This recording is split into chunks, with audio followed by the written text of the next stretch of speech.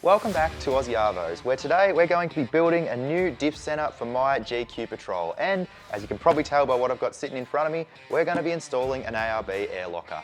Now, I guess we should start off with the basics. What is a front diff locker and why might you want to have one in your four-wheel drive?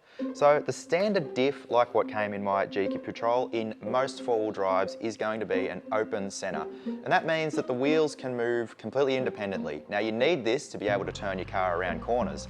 However, when one wheel's in the air and the other one's on the ground, it'll always drive the wheel with the least resistance or the least traction. So the wheel in the air is going to be spinning 100 k's an hour, the one on the ground's doing nothing. The result is you don't drive up the hill, or you have to be a lot more aggressive to drive up the hill and you possibly run a higher chance of breaking some of your driveline components. So you may have noticed in the videos in the past, my driving style tends to be a lot more slow and controlled. And a diff locker is perfect for that. You can't really do slow and controlled when one wheel that's in the air is spinning. With the locker, we'll be able to crawl up more tracks, have that control, take things nice and easy, and have less chance of damaging the driveline. So if you've looked into a locking diff for your car, you've probably noticed there are a few different options on the market. So why have I gone with an air locker and more specifically an ARB air locker? Well, I just think these are the most tested, proven air locker, especially in a GQ Patrol, on the market. Like the amount of comp trucks or winch trucks running these things is ridiculous. They're all air lockers. There are a few different options. You've got your e-lockers, air lockers, and there is the auto locking or ratchet type centre diffs.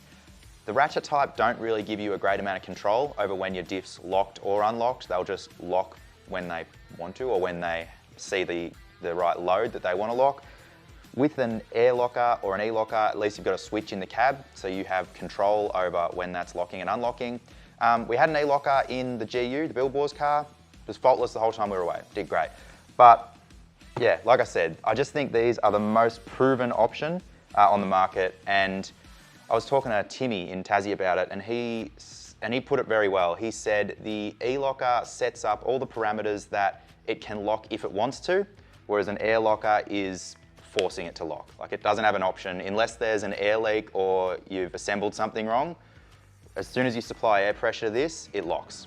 So with our type of locker sorted out, what other parts are we gonna need to get this job done? Well, one of the most obvious ones is a diff center. Now this isn't actually the diff out of my GQ. This is from a donor car. So I grabbed this out of the same car that I've stolen the cylinder head that's on mine, Liam's front guards, bunch of other parts. This thing's been a very good car for us. So this is the diff center out of it, and there's nothing wrong with my front diff center. We could have taken it out, it was just easier to do it this way.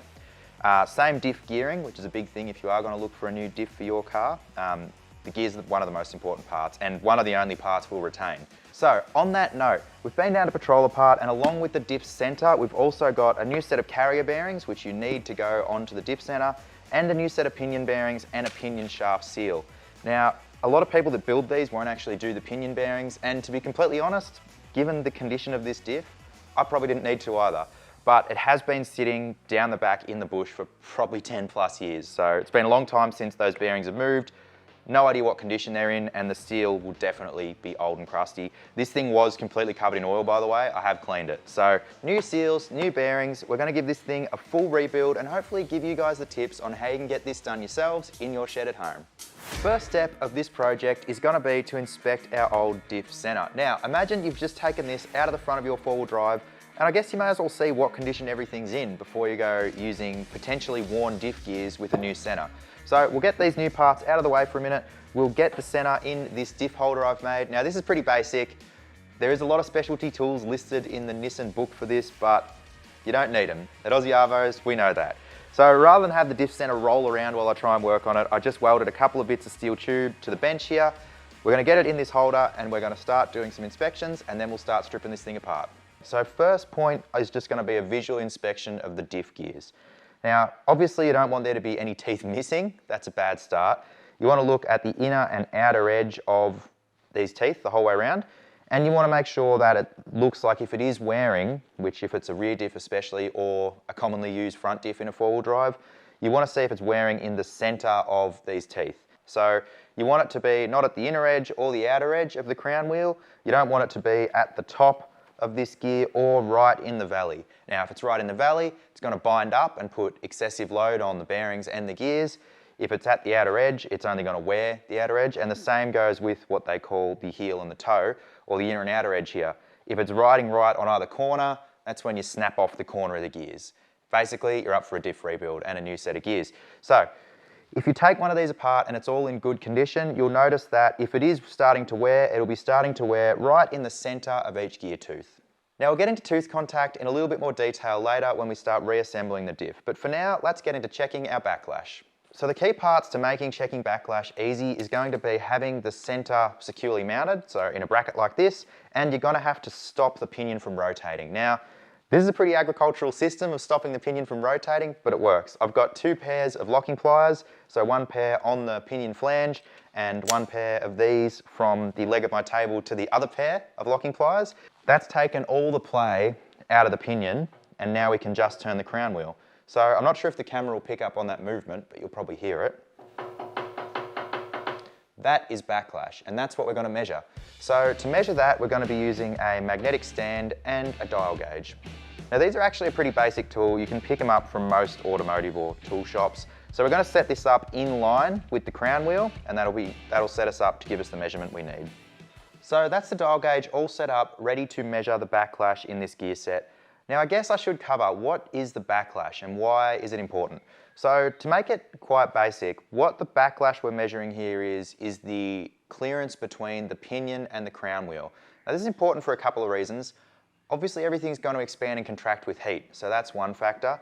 They want you to measure this so that as everything is under torque load and temperature, you'll still maintain the right clearance in that gear set. Now why that clearance is important is that if you have a gear mesh that's too tight, the diff will if I was to, for example, set this up too tight right now, drive it down the road, you won't be able to talk in the car over it. They are so loud when they're set wrong. Then after a while of being noisy, you'll find that it has overloaded the carrier bearings or the pinion bearings and overloaded the teeth. So you'll start doing things like losing teeth off the gear set, or the bearings themselves will wear out. Either way, you're up for a diff rebuild essentially. So this is super important. If it's set too loose, you'll chip the edge off teeth or wear the wrong section of the teeth. So there is a strong correlation between the backlash in the gear set and the wear pattern. Again, we'll look at this in more detail when we put the whole thing together, but these are probably the 2 most major parts in a diff rebuild. If you've got the backlash right and the tooth contact right, you know you're going to be pretty happy to run that diff in your car. Now, the Nissan spec for the backlash in this gear set is 0.15 to 0.2 mil. So that is 0.2 of a mil is its max tolerance. So very small, as you can imagine. Now, if you haven't used a dial gauge before, 1 full revolution here is 1 millimeter. So this will be 0.15 here, and this will be 0.2. So without touching the dial gauge, we'll rock the crown wheel back and forth. That'll give us our measurement. So as you can see, it's just on the high side. It's like 0.22 of a mil. Now, if you'd just bought this diff from a wrecker's, you'd be a very happy person, right? And I am pretty confident to say you could put this straight in your car right now. This would work perfectly, right? It's just on the high side of that tolerance, but that's so fine. I mean, you're talking 0.02 of a mil out here.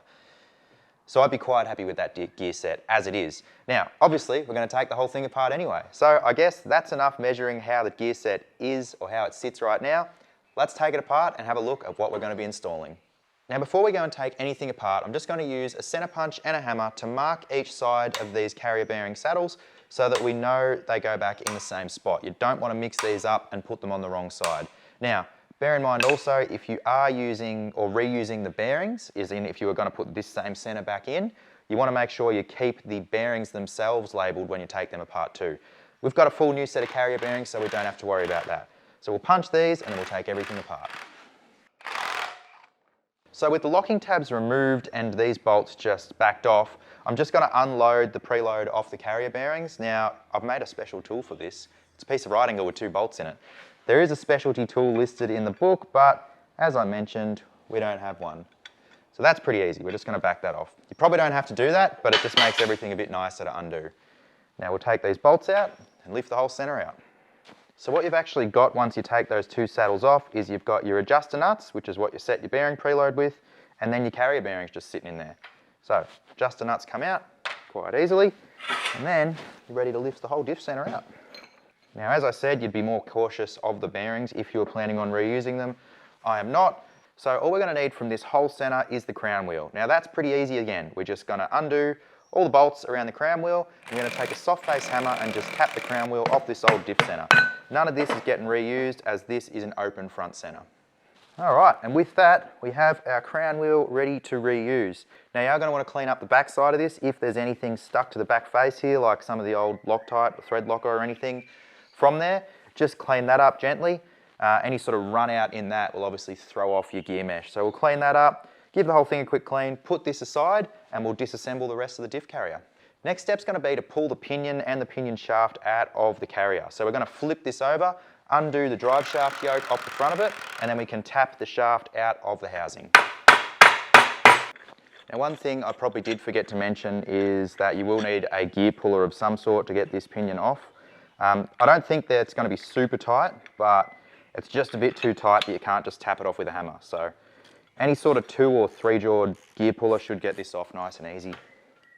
All right, that is our drive yoke off, which is also the sealing face that the pinion seal runs on. So now make sure you're ready to catch the pinion shaft from underneath. You don't want to drop your gears that you're reusing on the floor.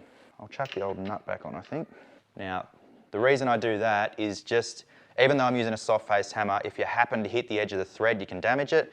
So if you sit the nut on, get it down flush with the top, you're not going to damage your threads. There we go. Beautiful. Unthread the nut. There you go. And that is the shaft out of the carrier. You'll notice there's a couple of spaces or a spacer on here, and we'll talk about that when we go to put it all back together, but that's what sets your bearing preload for your pinion.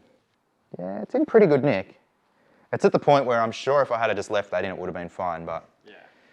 I just figured if I'm rebuilding the whole, if I'm going to rebuild the diff, I'm going to rebuild the whole diff. Like, we've come this far, we're playing the game of while we're here, which is a dangerous game, but pinion bearing should be fairly easy, and this seal, I'm glad I decided to do the seal, because that is old and started to go a bit brittle and hard. So we'll pluck the seal out, then we'll be able to pull the front pinion bearing out, and then we'll tap both the bearing cones or bearing shells out.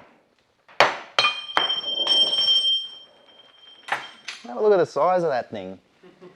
No wonder these don't wear out. I've seen smaller bearings in trucks. Look at that. I'm just going to get a longer punch, something to watch when you do go to tap out the bearings, especially from this side.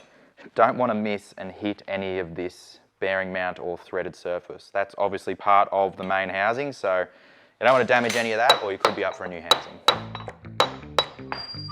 Like I said, for something that was put in that long ago, that's pretty impressive. But that's enough talking about all the old parts we're not going to use anyway. Let's get this housing cleaned up. If you do find any metal fragments or anything in there like that, you obviously want to give this a good thorough clean and make sure you get any of that out. The diff oil will hold all of that stuff in there. So give this a really thorough clean, and then we'll take a look at how we're going to install the diff gears to our new center. Now the next step is going to be to take our new air locking diff center, and we're going to install the crown wheel and the carrier bearings, the new carrier bearings, to this center. So it's pretty funny to think, and this is probably one of the parts that fails most commonly on these, or that people say does. All your air supply to this unit, to make it lock, there's a seal either side of this little hole here. That's fixed to the diff housing. This is obviously rotating at, well, road speed, whatever RPM your wheels are doing, these are doing. And the air goes in that tiny little port just there. Pretty impressive to think that can be what locks the whole front of your car together, like locks the wheels to drive together, is that tiny little air supply through that port. Anyway, we'll get more into that when we go to put it together. For now, let's chuck the crown wheel on this thing. So I'm going to chuck the crown wheel in the oven and get a little bit of heat into it just so that it goes on the new center nice and easy. Obviously, we tapped it off with a soft face hammer from the back face, but you don't really want to be hitting the gear face with a hammer. So we'll just put that in the oven, get a little bit of temperature into it. But before we do that, I'm cleaning the Loctite or the thread locker, whatever it came with, out of these threads. So I've just got a tap that's the same thread pitch, same thread size as the bolts.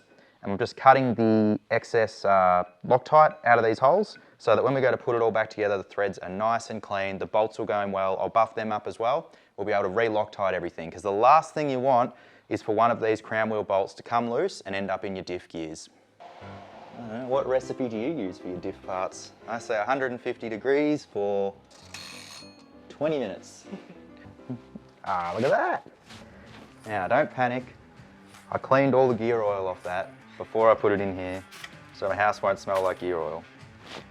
This is not quite as bad as putting your throttle body in the dishwasher, but it's probably up there. All right, should we put our lunch in there too? So while the carrier bearings are in the oven, that's definitely not in my kitchen, getting preheated, we'll wait for those to go on, and we're going to start disassembling and installing the new bearings onto the pinion shaft. So one thing to keep in mind is this spacer here is what sets your preload between both the bearings on the pinion shaft. Now, I'm going to reuse this. There are a bunch of different spacers, I believe, that I saw in the workshop manual. In my mind, the bearings are the tightest tolerances of all the parts in this. So you're going to have a fair bit of tolerance in this shaft, a fair bit in the housing because it's cast, you know, possibly a little bit in the gears. The bearings, in theory, should be the closest tolerance to original. So as far as everything I've read, we'll be able to reuse all the spacing in this. So I'm just going to basically take the old bearings off the shaft, we'll put the same spacer back on, put the new bearings on the shaft, and when we reassemble everything, we'll check the preload on these bearings, but we should be sweet to reuse the existing one. That's not going to work, okay. Don't put that in the video, job. This is definitely a don't put that in the video type of arrangement. That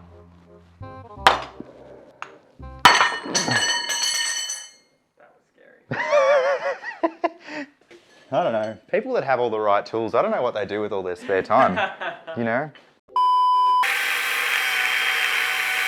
If you've done that with the angle grinder correctly, when I hit this, all these rollers should go everywhere, and then I'll be tripping over them for the next week. Like that. Now we have the cage and the rollers off the bearing, we're left with just the inner race. So that will hopefully be a little bit easier to get off. It's holding on one side, which is horrible. No, that's letting go.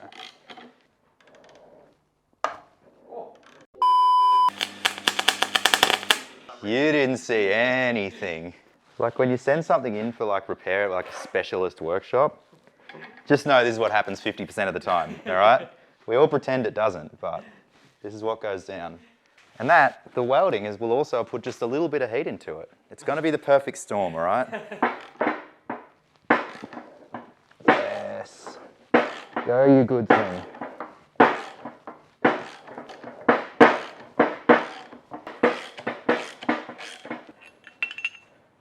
Look, that is the Nissan Specialty Tool 12A right there.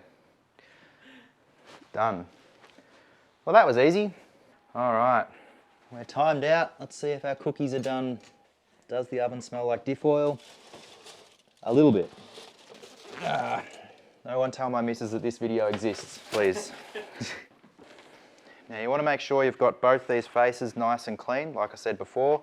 Anything on there and it's going to cause excessive run out.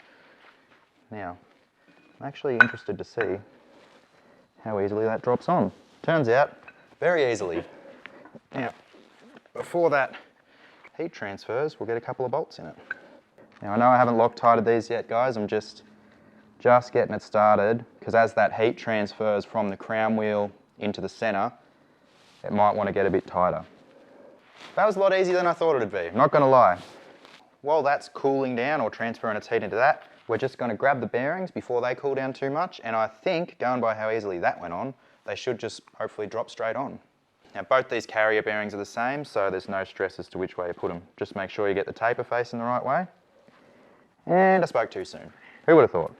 All right, we'll have to tap that on.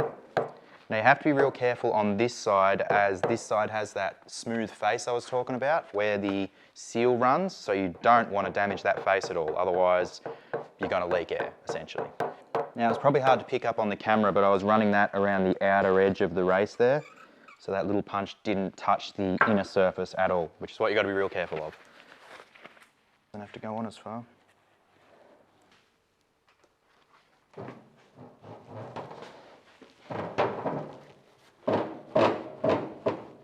Well, that was way easier. So we've got the center in the big vise here, and I've just got rags and soft jaws, and I've grabbed it by the actual housing, so not by obviously any of the faces that you don't want to damage. So I've just got it by the housing. That should be sweet, so we can torque it up. Now, red Loctite, as you saw, I've already cleaned all these up, ready to go. So the torque spec for these is 135 to 155 Newton meters. That's what's in the book.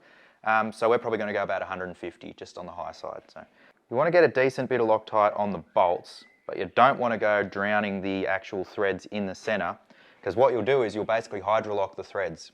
So if you overdo it with Loctite, you fill that up, you'll think it's torque to spec, but it won't be.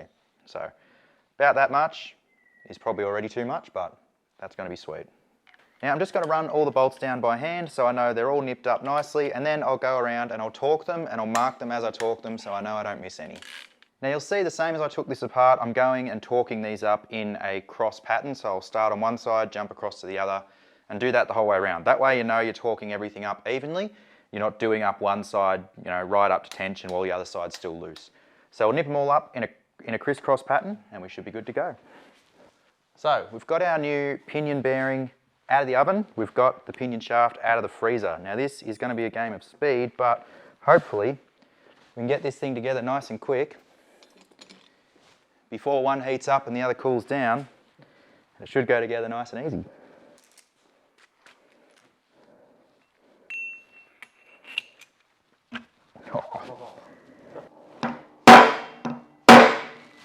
All right, well that was a lot easier than the way it came off.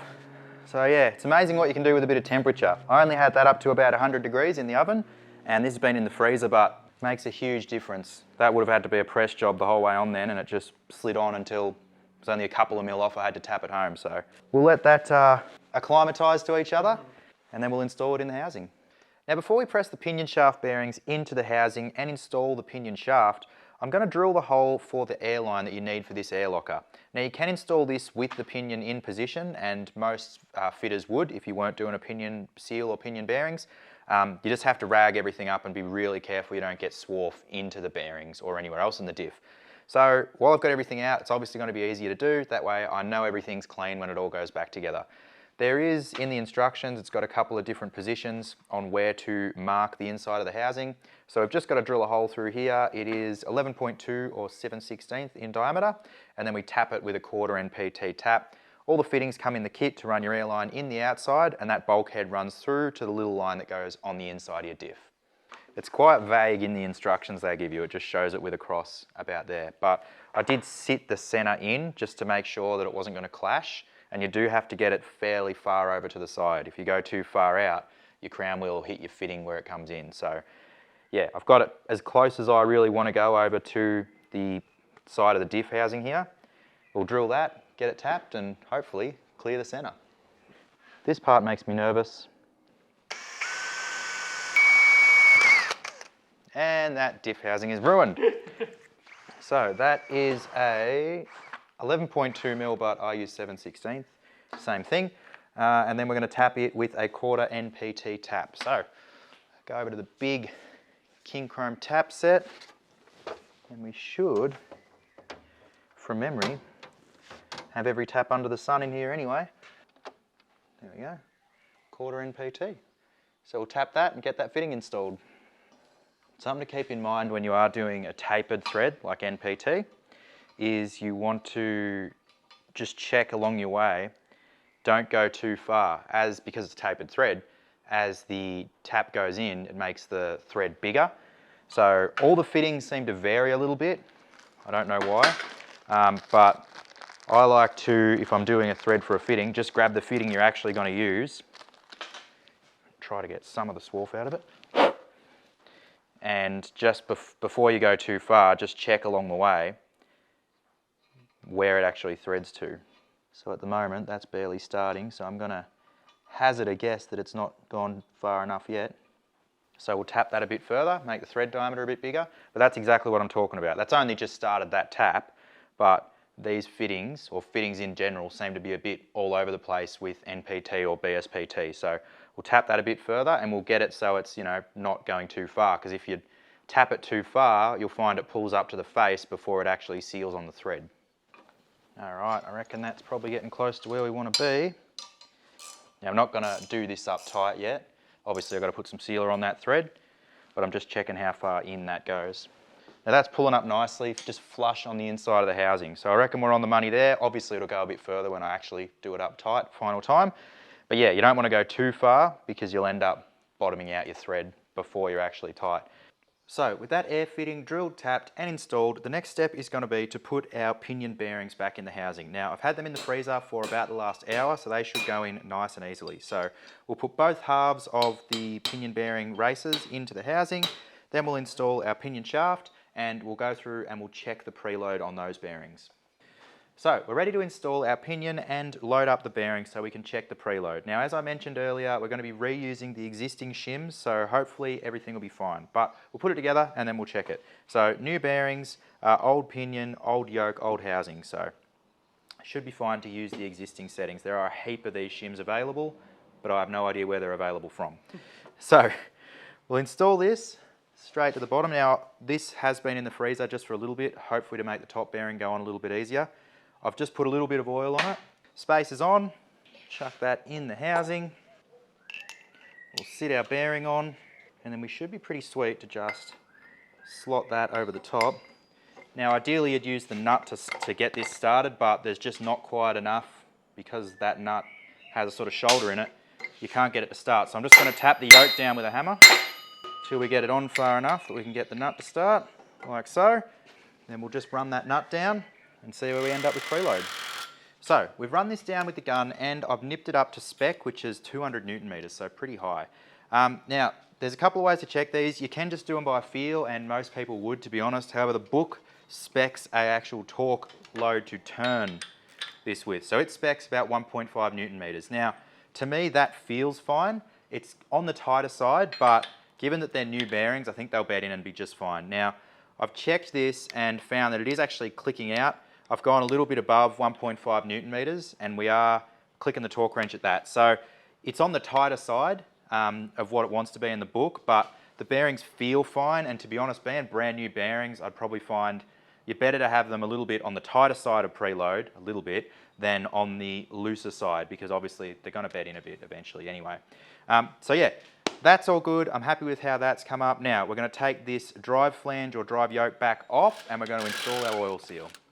Now keep in mind, if yours was way out of spec, like you did it up and it was crazy tight or loose, you can, well, there is a listing in the book for like 10 different shims, in the middle. So they range by about 0.05 of a mil, so it's a very fine adjustment. But yeah, I don't know where you'd be able to get the shims from, but they are listed in the Nissan manual. So you can probably shim that out, pack it out, and get your tolerance just right for this. Have to use a different bearing puller as my other one has a bearing welded to it. Don't know who did that. So with our drive flange removed, we've got a brand new genuine Nissan seal from the boys at Patrol Parts. So the old one was a bit crusty and been in the car since 1993. My one's been in that car since 1989, so they're not going to be exactly in their best performing condition as they were when they left the factory. So brand new seal. We'll get this tapped in, installed, and then we'll put our yoke back on, torque everything back up to spec, and that's the pinion side of this done. Pretty much just want to get that down so it's flush with the face. The old one actually had a lip on the front edge of the face there, so I know that flush with the face is going to be the right sort of spacing for it. And that'll get that front face there sitting up against the back of the yoke. So that's your first, I guess, defense against dust and that coming in, is that actually runs against that face. So now with that seal installed, I'll put a little bit of oil just on the face of that lip seal there. It's already got grease on the inner one, which is nice. And then we'll get our yoke reinstalled and torque back down to spec. So with the pinion bearings all set, we're ready to go ahead and install our new center. Now this, I suppose, is the moment of truth. This is where we get to see if the gear mesh is all sweet, and I'm hoping it is because that makes my life a lot easier.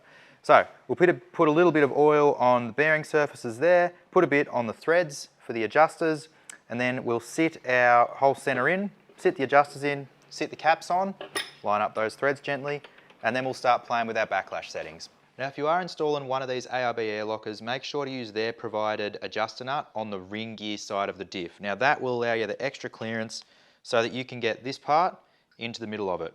If you use the factory one, these little teeth are too deep and they'll clash with it. So we'll install this one on the ring gear side. There we go. So I've got those in and they are still really, really loose. So I'll just run them in a touch using Nissan Specialty Tool 12B, also known as a piece of right angle with 2 bolts in it. Now you can do this with like a couple of screwdrivers in there and one across the front, but again, this took me like 2 minutes. It's literally already had the holes in the right place. I just put 2 bolts in it. So yeah, not exactly a massive job, and it's definitely making life a lot easier to adjust this. Now this is where we want to pay attention to our markings from before. So I've got 2 punch marks in this one, 2 punch marks there, so I know that corresponds with this side of the housing. Now the main part of that is these threads in the top and bottom half are machined, as you can imagine, with this bolted together. So if you put the wrong one on the wrong side, the threads might not line up, and then it's going to want to bind up and gall up when you're trying to adjust these, and it's going to be a really bad time. So get them on the same side they came out of, and you can't go wrong. Just be careful as you are putting those in that you do line the threads up nicely. You want to make sure, obviously, that it's not, because it's just literally threads you're sitting that down on, can be all over the place. So make sure you get the threads all sitting happy. Don't just try and gun it down by the bolts. Now I have also put a little bit of Loctite on these carrier bolts. Probably unnecessary. They do have spring washers on them and they didn't have any sort of thread locker on them from factory. But given that they're an old spring washer and I'm reusing them, I really don't want these rattling loose. So it's like anything in the diff. I think you're better off to just put a bit of Loctite on it. Sure, if you ever want to take it apart, it might be a little bit of an inconvenience, but certainly a lot less of an inconvenience than it coming loose while you're driving around somewhere. Now, I probably should check before we do those up too tight that you've still got that turning nicely, and that'll tell you that, like, you obviously don't want to do them up tight because we still need to adjust those, but I do want to nip them up, and you want to check before you get them too tight that you can actually still turn the adjuster, because that tells you that the threads are lined up nicely. If they're binding up, when you just crank it down, you'll end up wrecking the threads. So I've done these carrier bolts down till they're just snug and then backed them off about half a turn. So that'll give me adjustment in the carrier adjusters there. Now, what I'm going to do is, without worrying about the backlash at all, I'm going to wind up the side to pull it away from the pinion. So this side in. That'll give me way too much backlash, but I'll get my preload on the bearings about right, just by feel. And then we'll slowly turn basically 1 notch at a time. So we'll back it off 1 notch, do this one up 1 notch, back it off 1 notch, do this one up 1 notch, until we end up with the backlash on the gear set about right. Now, Paulie taught me this in a shed in Tasmania while we were fixing a Prado diff. Funny thing is, with that preload very roughly feeling good, there's not a horrible amount of backlash in that. It's almost where it wants to be. So if I back this one off 1 notch, now I can do this side up 1 notch. And every time I do that, it'll take a little bit of play out of this, or take a little bit of backlash out of it. Now I'm just feeling the backlash, but I know that's too much. Back off 1 notch, tighten up 1 notch. A little bit less backlash, we'll go again. And this is pretty much the process. You could do this with a dial gauge, but I already know that's going to be too much. So we'll get it close. We'll just keep continuing this process until we get it close, then we'll chuck a dial gauge on it and see how out of calibration my ears are. Ooh, I reckon that's getting close there. All right, let's chuck a dial gauge on it and see where we end up. Ah, look at that. Look at that. Come on. To be fair, I was just going by what it sounded like this morning and it sounded the same, so I can't believe that. That's exactly what it was this morning before I took it apart. So I'm pretty happy considering I just adjusted that by ear, but it's just over 0.2. So I'm going to go probably one notch further on either side. The adjustment spec is 0.15 to 0.2. So we're just on the high side now. I want to set it preferably on the 0.15 side, so on the tighter side, being that they are new bearings and new, well, not new, but the diff gears are barely worn. So I think the backlash is only ever going to get bigger. So we'll go a little bit more, get it a little bit more on the tighter side, and then after we've got the backlash right, we'll nip these down and we'll check our tooth contact pattern. Bang on. Got to be happy with that. So we'll leave that how that is for the minute. We'll take our dial indicator off. We'll get a little bit of mark out dye on here and we'll check our tooth contact. So Paddy actually still had this sitting around from when he built the front diff for his cruiser. It's gear marking compound. I think we struggled to find it in a hurry, but you will get it from some industrial shops and that sort of thing. And what you want to do is just get a bit of that on each You want to do both faces of the teeth. You don't just want to just do the front side or just the back side. Get it out so it's a nice thin layer, but you want to cover the whole tooth. And then when we run that around, we'll load up our crown wheel just by hand, turn the diff by the pinion, and that will imprint on this mark out die where the tooth is actually running or where the contact patch is. And you'll see these when you pick up a diff from a diff rebuilder, or if you get a brand new one even, you'll see they'll have like a section of maybe 5 or 6 teeth. I'm just going to do a couple for starters, and we'll see how close to within spec we are, because we may have to adjust it. Now this might be a little bit of a compromise, being that we've used some second-hand gears, that we may have to compromise between the ideal backlash setting as what's in the book and what's the ideal tooth contact. Sometimes it's hard to get them both perfect. We might luck out. It's only one way to find out. And we're going to go rotation of drive, like forward drive for starters.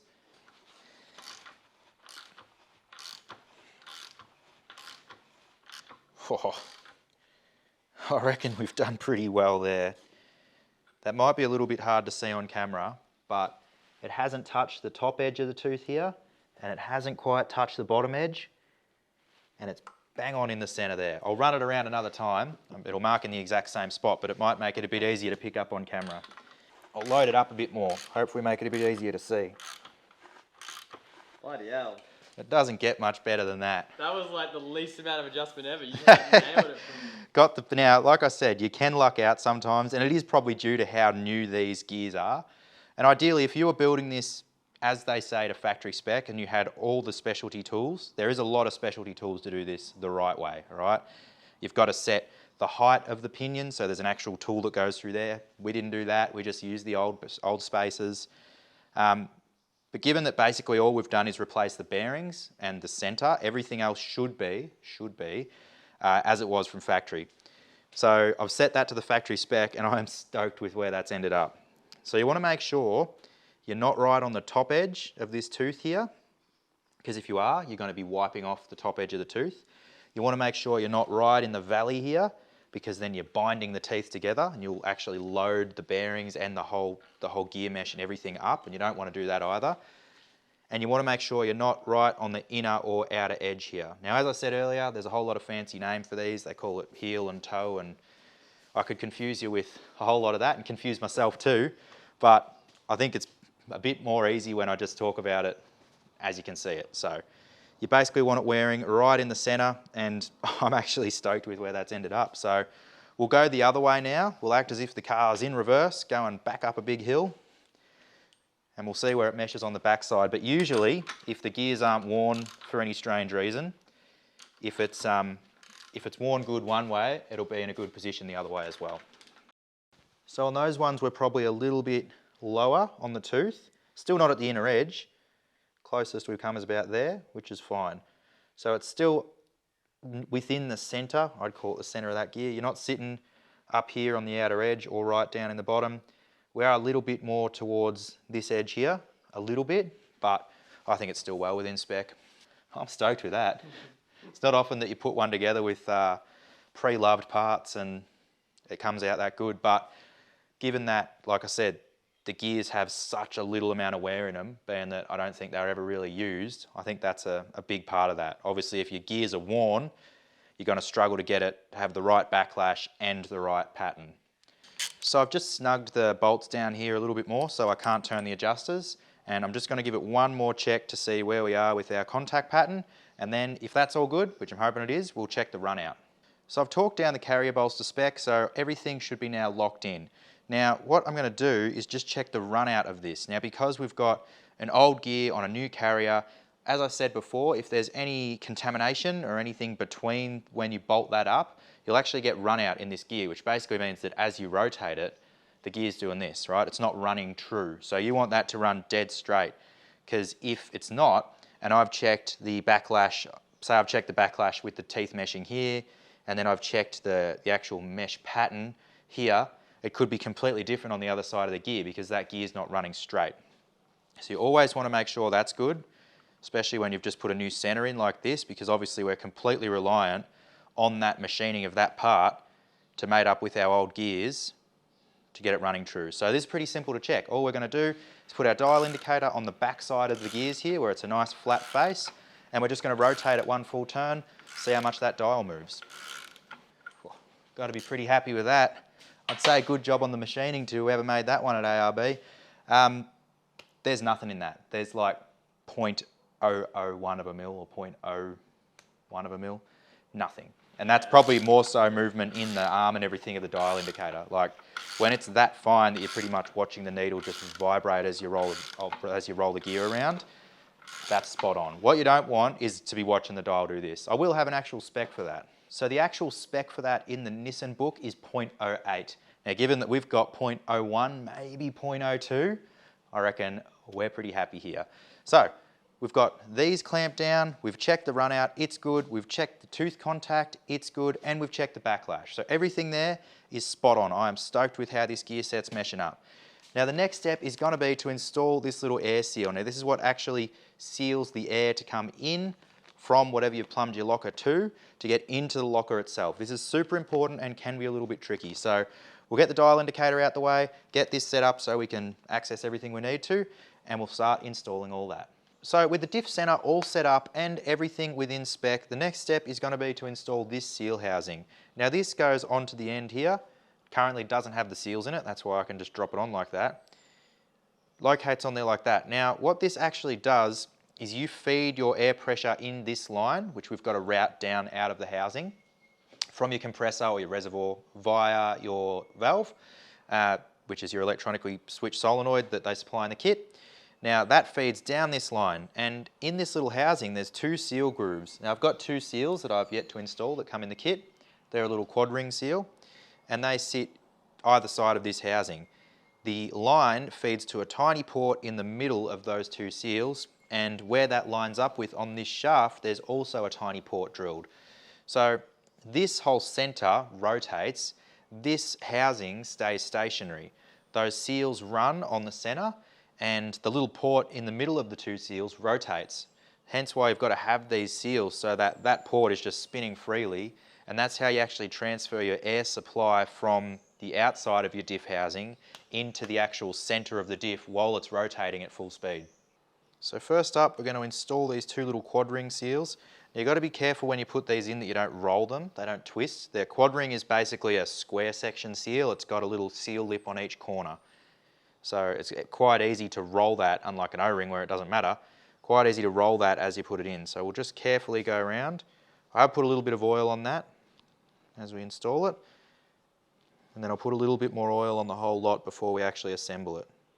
You also want to make sure that there's no metal or dirt or dust or any sort of contaminants in that seal groove before you go putting the seals in. It does say that in the instructions, and funnily enough, brand new out of the packet, this actually had a little piece of metal swarf sitting in the groove. So that would have just been from when it was machined, when it was manufactured, but you want to make sure you check that. So I cleaned all these grooves out, and now those seals can sit in there perfectly. So I'm going to put a little bit of oil on these seals and a little bit on the face they actually run on. You don't want these to start turning dry. They'll burn the seals out before they get a chance to seat.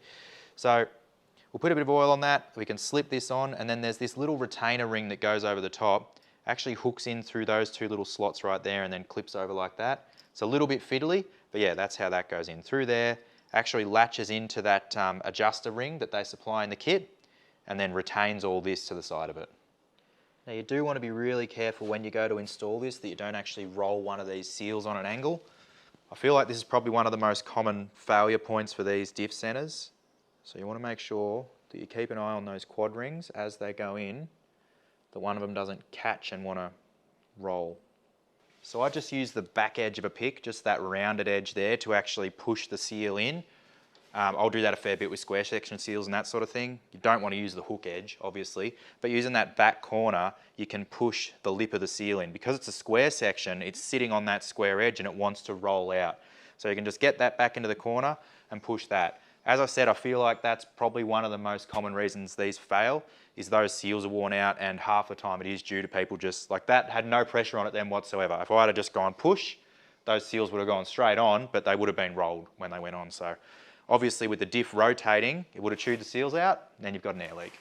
So with that now fitted in nicely and it's sitting nicely up against the face of the adjuster nut, nice and flush to that edge, we can install a little retainer. Now this just hooks into two little holes here.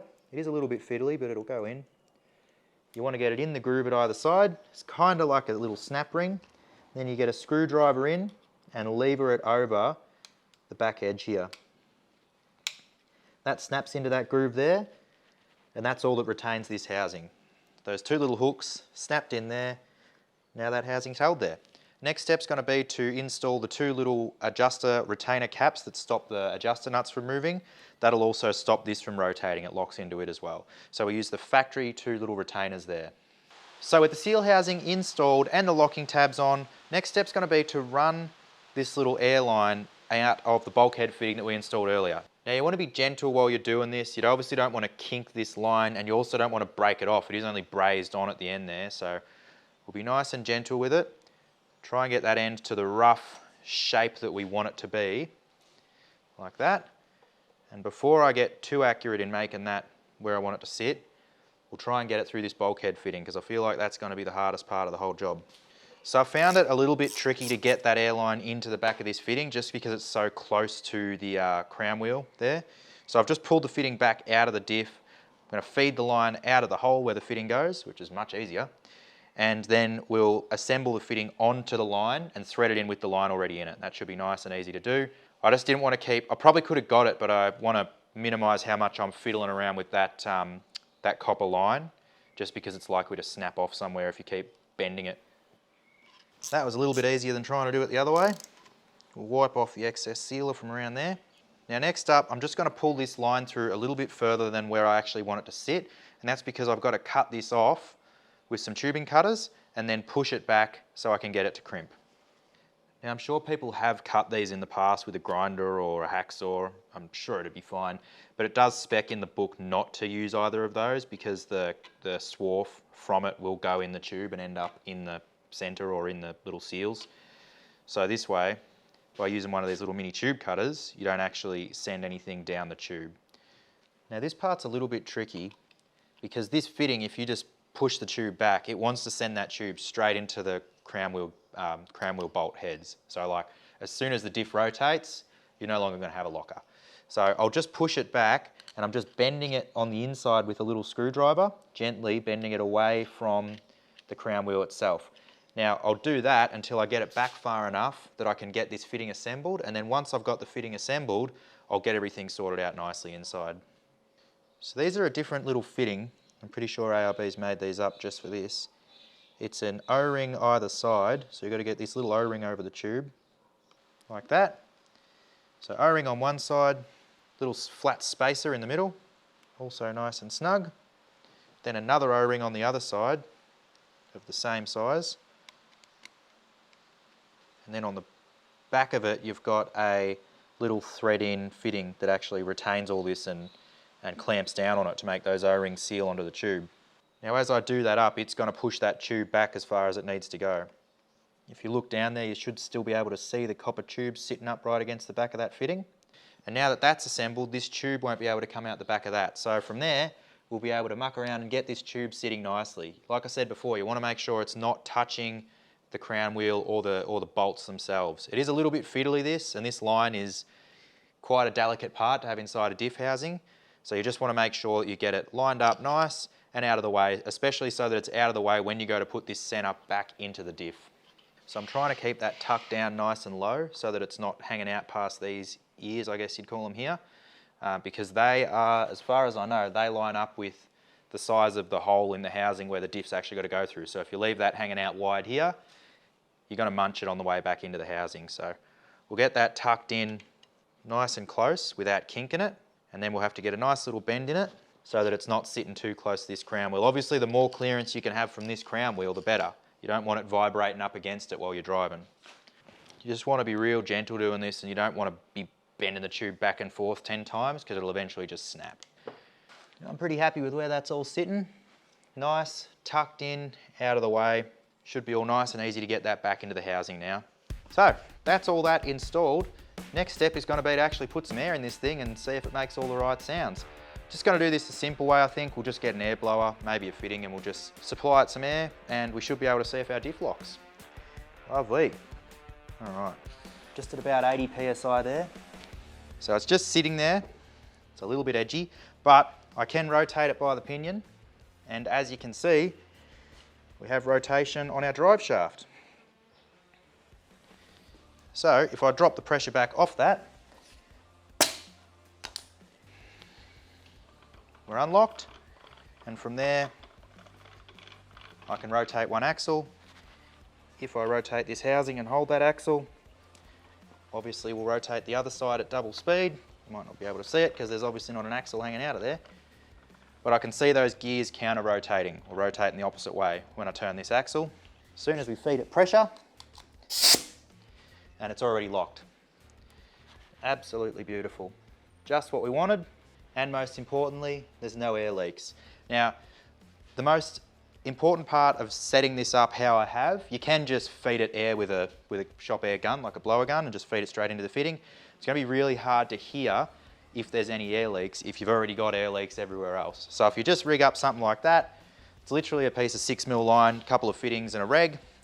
From there, we know that's not leaking, so I can hear if there's any leaks here. Now I'm going to rotate this diff maybe 5 times, just to make sure that as all the seals and everything are rotating, nothing starts leaking. We'll do that under pressure, and from there, this thing's good to go. Now, as you might be able to see, this center section rotates while the outer section of that seal stays stationary. So that's why it's important that we get those little seal rings running nice. It's also why I'm checking them for leaks. Right. It's got the whole centre of that locked together. Chuck our axle back in. See if we can now rotate and hold that axle. So I can't hold that axle right now because obviously the diff's locked. Disengage our diff lock. We should now be back to being an open centre diff. And if I try and hold this axle, you can see that's now no effort whatsoever because it's free spinning the other side. If there was an axle in that, you'd see that moving at twice the speed the diff was rotating. Just like when you got one wheel off the ground and it spins flat out, the one that's got all the traction does nothing. Flick the switch on the dash, locker engages, we now have drive to both wheels. Tell you what, am I keen to get this thing in the car and try driving it. Now that's my front diff centre all built and ready to go. We've got the new ARB Air Locker installed, all new bearings, all new seals. I am keen to get this thing in the car. So stay tuned for the next episode. We have got a whole bunch of parts to put in the front end of that thing. I'm basically doing a whole front axle rebuild. So give this thing a like, get subscribed, follow along. I am so keen to show you what we're doing to the GQ. Till then, we'll see you guys next time.